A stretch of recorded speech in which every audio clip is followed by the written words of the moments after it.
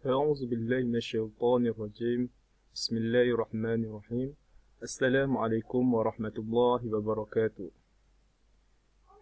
Hari ini saya akan membentangkan satu slide daripada hasil subjek kajian ilmu tarikat berdasarkan kursus USI 42202.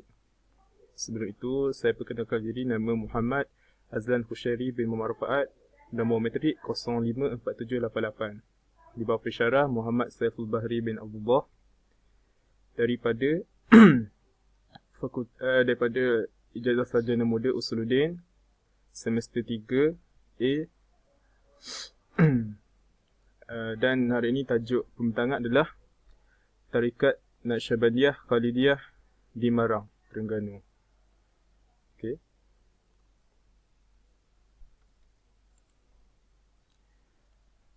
Pengenalan Tarikat Naqsyabandi. Tarikat Naqsyabandi adalah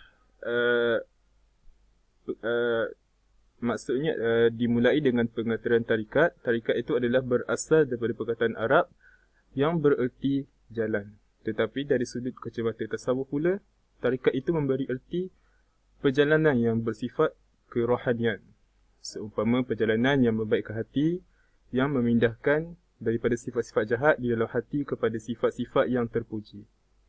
Dengan itu dapat difahami bahawa tarikat itu adalah jalan pemindahan hati daripada sifat yang keji kepada sifat yang terpuji. Seterusnya adalah sejarah Tarikat Naqsyabandiyah Khalidiyah. Pada permulaan awal sejarah penubuhan tarikat ini dimulakan dari zaman Siddiqiyah, iaitu bermula zaman Abu Bakar As-Siddiq hingga Syekh Taifur Abu Yazid bin Isa Al-Bistami. Taifuriyah bermula dari Syekh Taifur hingga Abdul Khalid Al-Gujudawani. Seterusnya kepada Khawajah Kaniyah, bermula dari zaman Abdul Khalid hingga ke zaman Muhammad Bahaldin Al-Husaini Al-Hasani. Seterusnya turun kepada Naqsyabandiyah, iaitu bermula dari Muhammad Bahaldin hingga Ubaidullah Al-Ahrar. Seterusnya Ahrariyah, bermula dari Ubaidillah Al-Ahrar hingga Ahmad Farukhi. Seterusnya Mujadiyah, bermula Ahmad Farukhi hingga Khalid Al-Kurdi. Dan akhir sekali adalah Khalidiyah, iaitu bermula zaman Syekh Khalid Al-Kurdi hingga ke hari ini.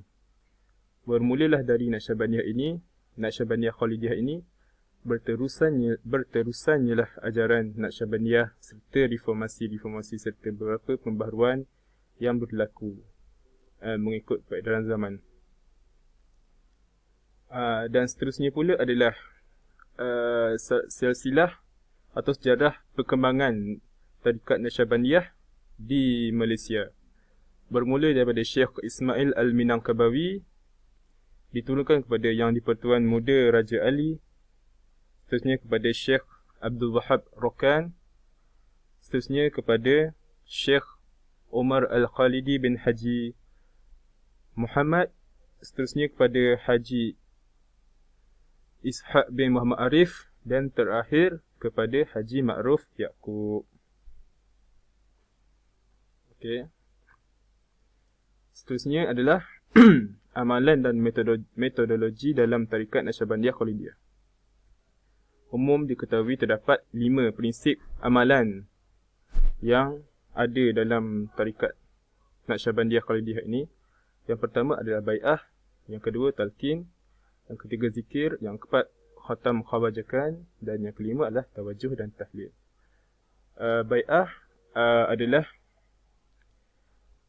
satu konsep di mana seorang salik atau penempuh jalan kerohanian mengikat janji setia atau perjanjian kerohanian di antara murid dan para masyayikh. Seterusnya adalah talqin. Talqin pula adalah bukan talqin seperti di kubur, tetapi talqin bermaksud adalah peringatan dan pengajaran seorang syekh kepada para muridnya. Seterusnya adalah zikir. Zikir adalah satu konsep yang paling utama dalam tarikat Kerana kerana zikir adalah satu ibadah yang harus dilakukan, yang ibadah utama yang dilakukan oleh para pengamal tarikat ini. Maksudnya khatam khawajakan. Khatam khawajakam adalah zikir yang dinisbahkan kepada Syekh Abdul Khaliq Al-Gajdawani yang menjadi penyusun kepada zikir tersebut. Amalan ini menjadi amalan khusus kepada pengamal tarikat. Seterusnya, yang terakhir adalah tawajjuh dan tahlil. Tawajjuh dan tahlil adalah satu ibadah di mana apabila para salik memasuki jalan suluk, maka mereka akan bertawajuh dan bertahlil di dalam majlis mereka. Okey. Seterusnya saya akan pergi kepada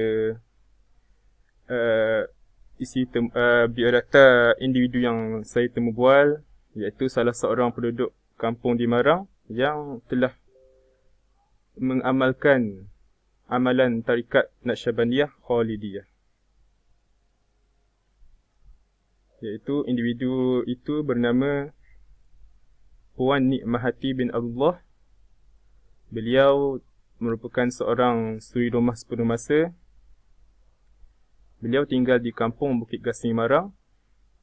Dan beliau mengamalkan tarikat Naqsyabandiyah Khalidiyah di bawah pimpinan Syekh Habib Khairul Anwar Al-Khalidi, Kampung Gelong Bilal. Beliau mula bertarikat sekitar pada tahun 1995 sehingga sekarang, dan beliau juga masih aktif dalam bertarikat.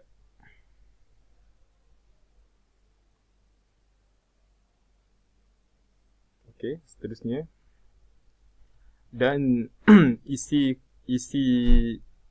pertanyaan yang telah ditanyakan oleh Puan Nikmahati adalah, apabila saya menanyakan proses suluk yang telah dilalui oleh Puan Nikmahati adalah, sebelum memulakan tarikat, beliau perlu melalui satu amalan, iaitu bai'ah.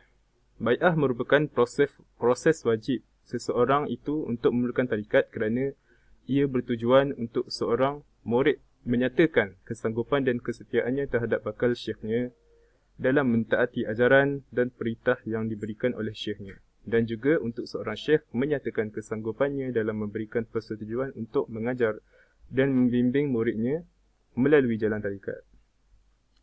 Bahkan bai'ah ini juga merupakan ikatan setia yang merujuk kepada permulaan perhubungan antara seorang murid dan syekhnya dalam mengikuti jalan kerohanian dan mencari keredaan Allah Subhanahu Wa Taala. Seterusnya, bai'ah juga berlaku, bai'ah juga terdapat perbezaan di antara bai'ah apabila seseorang salik ataupun murid itu bernama jantina. Ini kerana jika seseorang itu lelaki, maka bai'ah dilakukan dengan cara bersalaman dalam gaya yang tertentu mengikut sanad masyayikh mereka sendiri. Manakala bagi murid perempuan pula dilakukan dengan melitupi beliau dilitupi sehelai selendang oleh masyayikh itu. Seterusnya, saya juga bertanya, apakah perbezaan dalam diri beliau apabila selepas beliau melalui jalan suluk ini. Pada perbezaan pertama yang dirasai oleh beliau adalah apabila beliau menjalani suluk ini, menjalani tarikat ini, maka ibadah semakin bertambah dan tidak khusus pada wajib saja. Ini kerana apabila beliau menjalani jalan tarikat ini, beliau akan mengamalkan banyak lagi ibadah-ibadah yang tidak diketahui sebelum beliau memasuki jalan suluk ini. Sepertinya zikir, iaitu zikir zikir yang harus diamalkan oleh para salik ini. Seterusnya, beliau juga dapat merasai perbezaan zikir hasanah dan zikir darajat. Apa itu perbezaan zikir hasanah dan darajat? Hasanah ialah zikir orang biasa, iaitu zikir yang mengharapkan pahala semata-mata. Manakala zikir darajat ialah zikir yang harus dilakukan mengikut bilangan-bilangan yang telah ditetapkan oleh para masyayikh. Dan para salik tidak boleh melanggar bilangan yang telah ditetapkan. Seperti jika masyayikh mereka menetapkan 5,000 sehari, maka mereka perlu menghabiskan 5,000 itu dalam masa sehari. Seterusnya, apabila melalui jalan suluk, ia juga dapat membendung penyakit hati seperti amarah, hasad dan pelbagai lagi penyakit hati yang amat membahayakan. Seterusnya, masyayikh dalam jalan tarikat ini dapat mengesan awal-awal masalah yang dihadapi, masalah madalaman yang dihadapi oleh para salik di bawah pimpinannya. Jika dapat kesan awal, maka tidak melaratlah penyakit-penyakit itu. Jadi ini adalah rujukan kitab-kitab rujukan yang digunakan pakai oleh ahli-ahli dan para murid melalui jalan tarikat Naqsyabandiyah. Yang pertama adalah Pelita Buat Murid. Ini adalah salah satu kitab yang digunakan. Yang kedua adalah Tarikat Ahmadiyah. Yang ketiga adalah Risalah Tariqah Naqsyabandiyah Jalan Ma'rifah. Dan seterusnya, ini adalah gambar para ahli-ahli tarikat Naqsyabandiyah Al-Khalidiyah di bawah pimpinan Habib Khairul Anwar, Syekh Anwar Al-Qadari Al-Khalidi.